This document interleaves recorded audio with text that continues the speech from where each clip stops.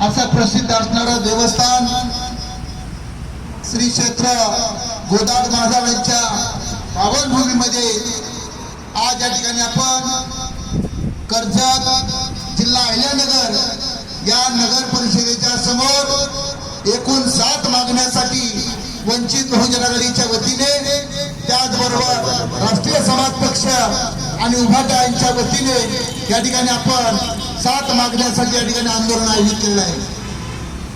खरं तर हे आंदोलन सकाळपासून चालू आहे।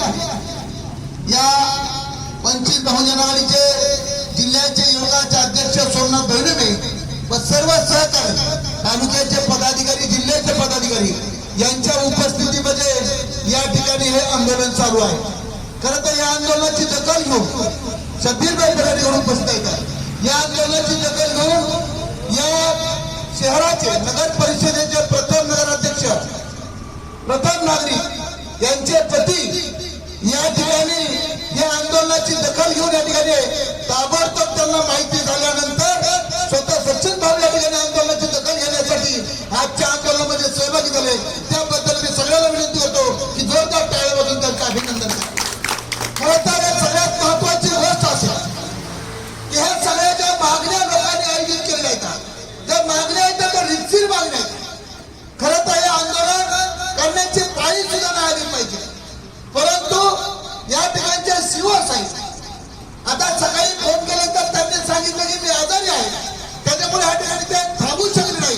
परंतु आज तालुक्याचा बाजाराचा दिवस आहे आणि सोमवार हा बाजार मोठा असल्यामुळं इथं मोठ्या प्रमाणामध्ये शहरामध्ये गर्दी होती आणि बऱ्याच खेड्यापाड्याचे लोक या ठिकाणी आज शासकीय कामानिमित्त सोमवारी या शहरामध्ये येत असतात। त्याचबरोबर नगर परिषदेमध्ये सुद्धा सगळ्यांचे काम या ठिकाणी थांबले असतात, परंतु आज त्यांचं काहीतरी दुखत असल्यामुळं या ठिकाणी ते थांबू शकले नाहीत, ते त्यांच्या गावाला गेले। मला सचिन भावाची माहिती मिळाली की शिवसाहेब नेहमी आजारी पडतात। आता आंदोलन असलं की आजारी पडतात, तर मला वाटतं की तुम्ही बरेच पुढे चांगल्या चांगल्या दवाखान्यामध्ये नेऊन नीट केलेलं आहे। एकदा शिवसाहेबांना सुद्धा चांगल्या दवाखान्यामध्ये नेऊन नीट करावं असं माझी विनंती आहे। त्याचं कारण असं की लढा आहे, या लढ्यामध्ये आंदोलनकर्त्यांना उत्तर दिलं पाहिजे। हा लढा न्यायिक आहे, गावाच्या हिताचा आहे, जनतेच्या हिताचा आहे। खूप महत्वाच्या मागण्या या ठिकाणी वंचित बहुजन आघाडीच्या कार्यकर्त्यांनी आणि पदाधिकाऱ्यांनी या ठिकाणी केल्या आहेत। तुमच्यासारखे होतकरू तरुण आहेत, समाजामध्ये राजकारणामध्ये तुमच्या पद्धतीचा तुमच्या नावाचा एक वेगळा दबदबा वेगळा वलय आहे, परंतु त्या गोरगरिबाच्या प्रश्नासाठी हक्कासाठी हे आंदोलन करण्याची पाळी जी हे काय मला माझ्यासारख्या कार्यकर्त्याला हे बरोबर वाटत नाहीये। तरी पण या आंदोलनाच्या दखल घेऊन तुम्ही ताबडतोब या ठिकाणी उपस्थित राहिलात, त्याबद्दल व्यक्तीच्या मी वंचित बहुजन आघाडीच्या वतीनं तुमचं अभिनंदन करतो। किती महत्वाच्या मागण्या आहेत, त्या महत्वाची मागणी आहे की या खेड्यामध्ये हे शहर जे आहे का हे तालुक्याचे केंद्रबिंदू आहे, महत्वाचं ठिकाण आहे। या ठिकाणी लोकांना लघुशंका करण्यासाठी महत्वाचे काही ठिकाण पाहिजे। लोक येतात, खेड्यापाड्यातले लोक येतात, महिला येतात, पुरुषाचं द्या सोडून पुरुष कुठं पण जाऊन त्या ठिकाणी लग्नी करू शकतो, लघुशंका करू शकतो, परंतु या ठिकाणच्या आमच्या माता भगिनी येतात, आमच्या आया बहिणी येतात, त्यांना उघड्यावर बसायची पाळी येते। खरं तर या ठिकाणी आपण याचा विचार केला पाहिजे, इथल्या नगर परिषदेने विचार केला पाहिजे, विशेषतः अधिकाऱ्यांनी पण त्याचा विचार केला पाहिजे की काय प्रश्न आहेत, त्या प्रश्नावर जाणीवपूर्वक दुर्लक्ष न करता त्या ठिकाणी त्या प्रश्नाला न्याय मिळाला पाहिजे, यासाठी आंदोलन आयोजित केलेलं आहे। त्याच्यानंतरची जी मागणी आहे ही मोठी मागणी आहे, राज्याच्या पातळीवरची मागणी आहे। या ठिकाणच्या नगर परिषदेला आमची मागणी आहे की कर्जत शहर जे आहे हे तालुका आहे, या ठिकाणी गोदड महाराजांचं खूप भव्य दिव्य मंदिर आहे आणि त्याच्यावर अनेक ठिकाणी सगळ्या लोकांची प्रचंड प्रेम आहे, निष्ठा आहे, भावना आहे। म्हणून ह्या शहराला त्या गावाला गोदड महाराजांचं नाव देऊन त्या ठिकाणी हे गोदड महाराज नगर असं जाहीर करावं। त्याचबरोबर एका वार्डची मागणी आहे, शासकीय नियमाप्रमाणे आपल्याकडे पद्धत आहे की ज्या ठिकाणी ज्या समाजाची संख्या जास्त असते एसटी असो ओबीसी असो, जनगणनेनुसार त्या ठिकाणची माहिती घेऊन त्या ठिकाणचा वार्ड आरक्षित झाला पाहिजे. त्या पद्धतीची माहिती सरकारने कळवली पाहिजे. कारण संख्या मेजॉरिटी असताना सुद्धा त्या ठिकाणचा वार्ड आरक्षित होत नाही, याचा अर्थ राजकारणाची काहीतरी गडबड आहे, काहीतरी दिशाभूल आहे. ही सगळ्यात महत्वाची गोष्ट आहे. त्याच्यानंतर सचिन भाऊ आमचे सहकारी या ठिकाणी आले. त्यांचा मुद्दा असा आहे की त्यांच्या घराचं जे बिल आहे, गेली अनेक दिवसापासून त्याचं घर पूर्ण झालंय, परंतु अजून या ठिकाणी त्या संबंधित कुटुंबाचं बिल निघत नाहीये. छोट्या छोट्या गोष्टी येतात, त्या गोष्टीसाठी आंदोलन करण्याची पाळी इतकी आहे. खरं तर अधिकाऱ्याने सतर्क राहायला पाहिजे. इथल्या अधिकाऱ्याने या राजकारणामध्ये समाजकारणामध्ये त्या कुटुंबाचं वेगळं वलय आहे. अधिकाऱ्यांनी जर नीट कामं केले तर या ठिकाणी अशा आंदोलनामध्ये या जबाबदार माणसाला येऊन उत्तर द्यायची पाळी येते. खरं तर अधिकाऱ्यांची गोष्ट लक्षात ठेवली पाहिजे.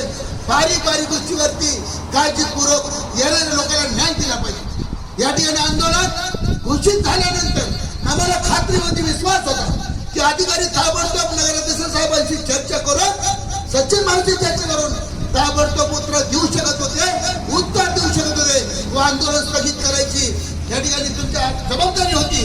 परंतु बघायची भूमिका घेऊन आंदोलन होऊन द्या, व्हायचं ते होऊन द्या, या पद्धतीची भूमिका घेतात आणि जबाबदार नेतृत्वांना लोकांच्या समोर या ठिकाणी उत्तर द्यावं लागतंय.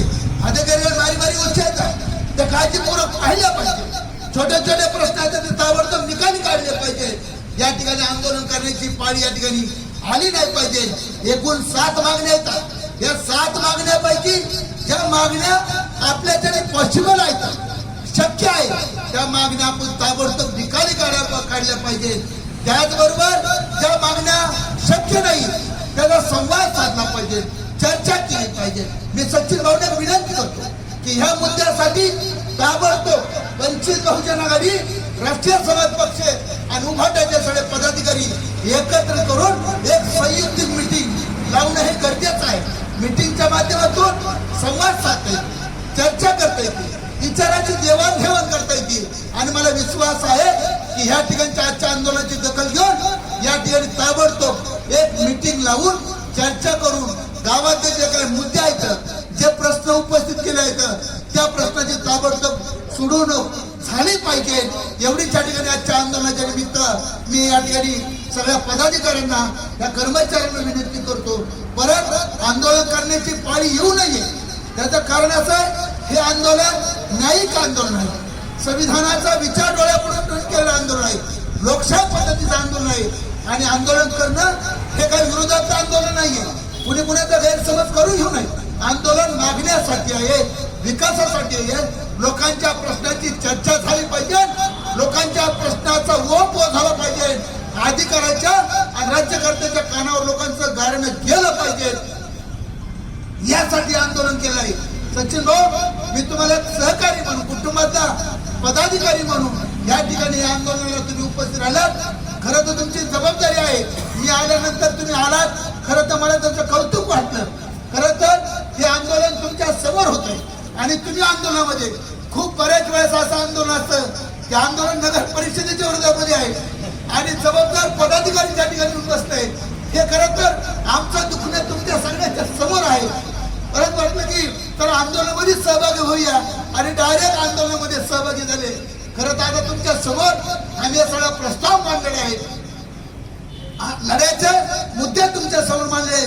मला विश्वास आहे तुम्ही प्रमुख आहात. लवकरात लवकर मीटिंग लावून हे प्रश्न कसे सोडवणूक करता येईल, आंदोलनाचा हे टप्पा न लांबवता दुसऱ्याच आंदोलन न करायची पाळी येणार नाही. खरं तर आज आमचा जो ढोलावाला निघून गेला, कुठं गेला माहित नाही. शबीरभाई गावाला गेले, सकाळी आले. कारण पुढच्या वेळेस शबीरभाई आंदोलनाच्या अगोदर गावाला जायचं नाही तुम्ही, नाही तर हा ढोल ताशा इथं वाजला असता आणि ढोल ताशा वाजून अधिकाऱ्याला पण समजलं असतं की या ठिकाणी दिलेला शब्द या ठिकाणी पाळतात. आणि माझ्याबद्दल तुम्हाला सगळ्याला माहिती आहे, मी काय बोलणार नाहीये. कारण मी आंदोलन ठरवलं की आंदोलन करतोच, आंदोलनाची दिशा बदलत नाही. आंदोलन दिलेला शब्द करणार जोपर्यंत प्रश्न सुटत नाही तोपर्यंत मी कधी आंदोलन थांबवत नाहीये. परंतु आज या ठिकाणी नगराध्यक्ष साहेब या ठिकाणी आले आहेत, त्यांच्या समोर या ठिकाणी सगळी परिस्थिती, व्यथा आणि प्रश्न मांडून या ठिकाणी आंदोलन थांबूया. मी सचिन भाऊला विनंती करतो की या ठिकाणी तुम्ही ह्या सगळ्या आंदोलनकर्त्याच्या समोर जे मुद्दे आहेत ते मुद्दे तुम्ही घोषित करावेत आणि आमच्या आंदोलनकर्त्याला एक लेखी निवेदन द्यावं मॅडम, बरोबर ना? कारण आता नगराध्यक्ष आलं तर तुम्ही आतमध्ये आला, बाहेर आला, नाही तर आम्ही आतमध्ये येणार होतो, बरोबर आहे? हार बी आणायला लावला होता, परंतु तेवढ्यात ते सचिन भावाले गाडी घेऊन आले, नाही तर आम्ही हार आतमध्ये घेऊन येणार होतो आणि तुमचा सगळ्यांचा सन्मान करणार होतो.